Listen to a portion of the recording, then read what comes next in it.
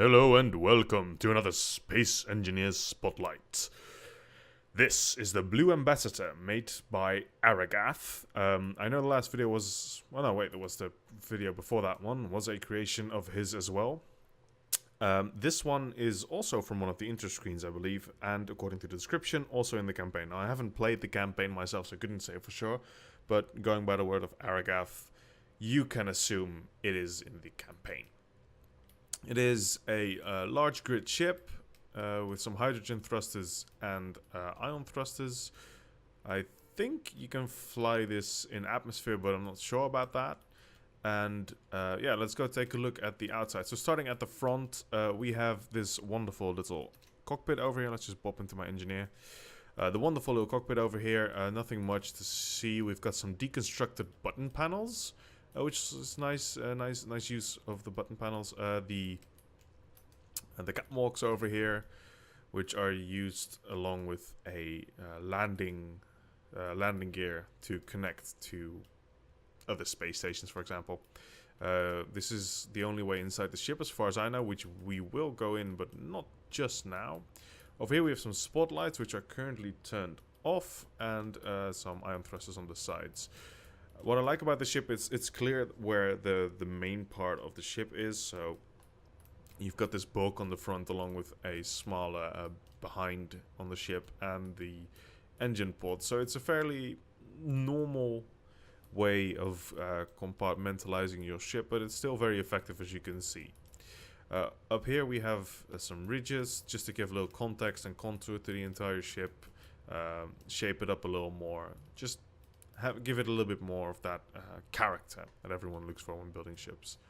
A little bit defense on the side with some interior turrets, so it'll probably only be good against invaders or really badly built small ships. We've got some deconstructed passage blocks, some more thrusters over here, a clever use of the blaster blocks to form what seems to be a spine, so that works quite well.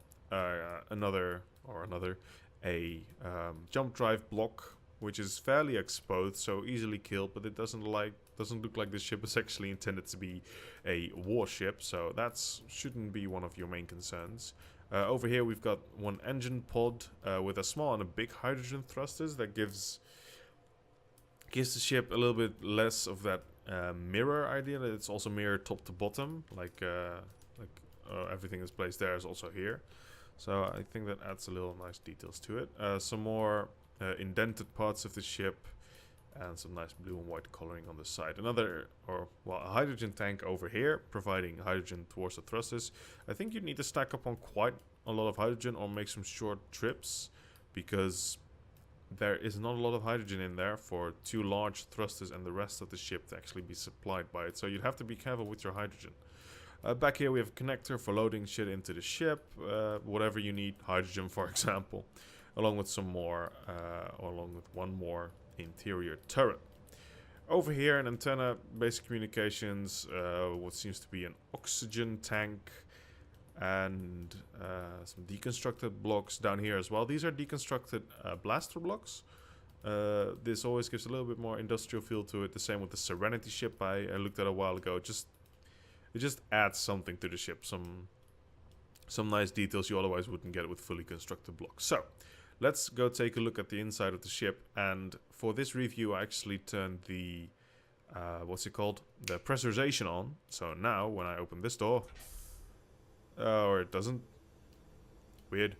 Anyway, oxygen should work, so let's close this damn thing, because there's no button over here. You could store a relatively small fighter in here, maybe some loose cargo containers. I'm not entirely sure what the purpose was of this door. I think I'd have to play the campaign for that, but that's okay.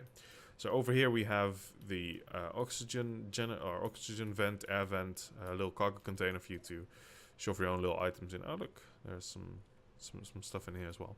So let's see if we can turn pressurization on. Can we? Yeah, there we go.